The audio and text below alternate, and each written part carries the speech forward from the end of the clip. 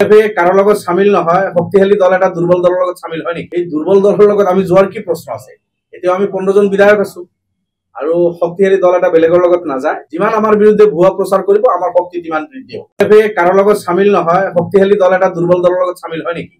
আপোনালোকে দেখিছে আজি কংগ্ৰেছৰ অৱস্থা, আপোনালোকে দেখিছে কংগ্ৰেছৰ আমি যোৱা নিৰ্বাচনত কংগ্ৰেছ ইউডিএফ বিপিএফ একেলগে খেলি কংগ্ৰেছে 29খন আসন পাইছিল। এতিয়া কংগ্ৰেছৰ এমএলএ তো 20-21 জনহে আছে, তেখেতসকলৰ লগত সেই এমএলএ সকল নাই।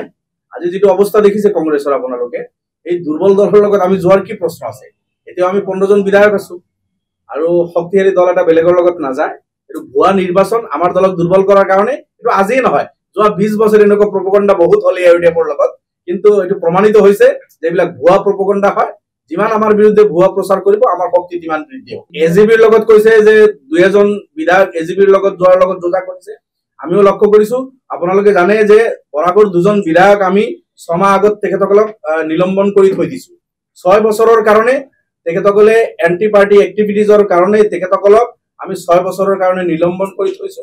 এতিয়া তেখেতসকলে ক'ত যায় কি যায় তেখেতসকলৰ ব্যক্তিগত কথা, গতিকে মই ভাবো তেখেতসকলে তো 6 বছৰৰ কাৰণে দলৰ ভিতৰতেই নাই। আমাৰ শক্তিশালী পাৰ্টি আছে, তাতে আপোনাৰ হাইলাকান্দি কোৰ্টৰ ভাল সিনিয়ৰ এডভোকেট কেইবাজনে আমাৰ দলৰ টিকেট বিচাৰি আছে। এজন কলেজৰ প্ৰিন্সিপাল, তেখেতে বহুত মানে শিক্ষিত মানুহ, তেখেতে আমাৰ কাটলিচৰা আলগাপুৰ এই সমষ্টিৰ কাৰণে টিকেট বিচাৰি আছে। এনেকুৱা বহু কেইজন মানুহ আমাৰ সেই সমষ্টিৰ পৰা বিচাৰি আছে। গতিকে তাতে আপোনালোকে দেখিছে, যোৱা কেইদিনৰ পৰা দেখিছে তাতে সাংগঠনিক কামো চলি আছে, দ্ৰুতগতিত চলি আছে। আৰু কাৰোৰ লগত গঠবন্ধন কৰিব লাগিব বুলি হাত পাতিও নুঘূৰো। আমি এটা স্বতন্ত্ৰ ডেমক্ৰেটিক পাৰ্টি আৰু জন্মলগ্নৰ পৰা প্ৰায় অকলেই খেলিছো, মাত্ৰ এটা ইলেকশ্যন আমি একেলগে খেলিছো। গতিকে সব আপোনাৰ সেকুলাৰ পাৰ্টি বিজেপি বিৰোধী দলবিলাক একত্ৰিত হ'ব পাৰিলে শক্তিটো বৃদ্ধি হ'ব। এইটো সবেই জানে, এইটো কংগ্ৰেছেও জানে যে এইটো সাংঘাতিক এটা শক্তি বৃদ্ধি হ'ব। আৰু কংগ্ৰেছে যদি সেই মন মানসিকতা নাই, আমি তাত খুব বেছি ক'ব লগা নাই। মই ভাবো এই প্ৰশ্নৰ উত্তৰটো কংগ্ৰেছৰ পৰা আপোনালোকে ভালদৰে পাব। কিন্তু আমি বিজেপি লাভ হোৱা কোনো কাম নকৰো। আমি 126খনত নিৰ্বাচন খেলিব পাৰিলোহেঁতেন, কিন্তু 126খনত আমি নেখেলো। আমি কম আসনত নিৰ্বাচন খেলিম যাতে বিজেপিৰ কোনো ধৰণৰ লাভ নহয়। আৰু যিকেইখনত খেলিম আমি জিকাৰ কাৰণে খেলিম। বাকি যে আসনবিলাক থাকিব কংগ্ৰেছ বা তেখেতসকলৰ সহযোগী দল আছে, তেখেতসকলে ভালদৰে যদি তাতে খেলে নিশ্চিতভাৱে অসমত আমি বিজেপি বিৰোধী এটা চৰকাৰ কৰিব পাৰিম। কাৰোৰ লগত সামিল নহয়, শক্তিশালী দল এটা দুৰ্বল দলেৰ লগত সামিল হয় নেকি? আপোনালোকে দেখিছে আজি কংগ্ৰেছৰ অৱস্থা, আপোনালোকে দেখিছে কংগ্ৰেছৰ আমি যোৱা নিৰ্বাচনত কংগ্ৰেছ ইউডিএফ বিপিএফ একেলগে খেলি কংগ্ৰেছে 29খন আসন পাইছিল। এতিয়া কংগ্ৰেছৰ এমএলএ তো 20-21 জনহে আছে, তেখেতসকলৰ লগত সেই এমএলএ সকল নাই। আজি যেটো অৱস্থা দেখিছে কংগ্ৰেছৰ, আপোনালোকে এই দুৰ্বল দলৰ লগত আমি যোৱাৰ কি প্ৰশ্ন আছে? এতিয়াও আমি 15 জন বিধায়ক আছো আৰু শক্তিশালী দল এটা বেলেগৰ লগত নাযায়। এইটো ভুৱা নিৰ্বাচন আমাৰ দলক দুৰ্বল কৰাৰ কাৰণে, এইটো আজিয়ে নহয়, যোৱা 20 বছৰ এনেকুৱা প্ৰপগণ্ডা বহুত হল ইউডিএফৰ লগত, কিন্তু এইটো প্ৰমাণিত হৈছে যে এইবিলাক ভুৱা প্ৰপগণ্ডা হয়। যিমান আমাৰ বিৰুদ্ধে ভুৱা প্ৰচাৰ কৰিব আমাৰ শক্তি তিমান বৃদ্ধি হ'ব। এজিবিৰ লগত কৈছে যে 2 বিধায়ক এজিবিৰ লগত যোৱাৰ লগত যোজা কৰিছে। আমিও লক্ষ্য কৰিছো, আপোনালোকে জানে যে বৰাকৰ 2 বিধায়ক আমি 6 মাহ আগত তেখেতসকলক নিলম্বন কৰি থৈ দিছো। 6 বছৰৰ কাৰণে তেখেতসকলে এন্টি পাৰ্টি এক্টিভিটিজৰ কাৰণে তেখেতসকলক আমি 6 বছৰৰ কাৰণে নিলম্বন কৰি থৈছো।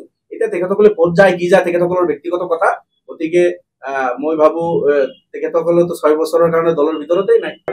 আমাৰ শক্তিশালী পাৰ্টি আছে, তাতে আপোনাৰ হাইলাকান্দি কোৰ্টৰ ভাল সিনিয়ৰ এডভোকেট কেইবাজনে আমাৰ দলৰ টিকেট বিচাৰি আছে।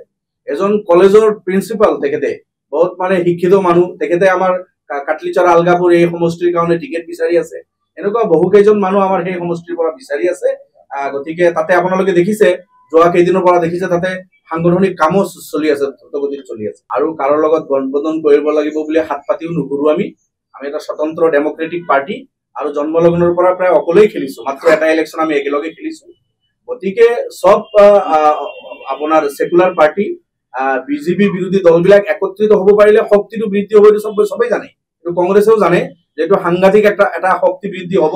আৰু কংগ্ৰেছে যদি সেই মন মানসিকতা নাই, আমি তাত খুব বেছি ক'ব লগা নাই। মই ভাবো এই প্ৰশ্নৰ উত্তৰটো কংগ্ৰেছৰ পৰা আপোনালোকে ভালদৰে পাব। কিন্তু আমি বিজেপি লাভ হোৱা কোনো কাম নকৰো। আমি 126খনত নিৰ্বাচন খেলিব পাৰিলোহেঁতেন, কিন্তু 126খনত আমি নেখেলো। আমি কম আসনত নিৰ্বাচন খেলিম যাতে বিজেপিৰ কোনো ধৰণৰ লাভ নহয়। আৰু যিকেইখনত খেলিম আমি জিকাৰ কাৰণে খেলিম। বাকি যে আসনবিলাক থাকিব কংগ্ৰেছ বা তেখেতসকলৰ সহযোগী দল আছে, তেখেতসকলে ভালদৰে যদি তাতে খেলে নিশ্চিতভাৱে অসমত আমি বিজেপি বিৰোধী এটা চৰকাৰ কৰিব পাৰিম।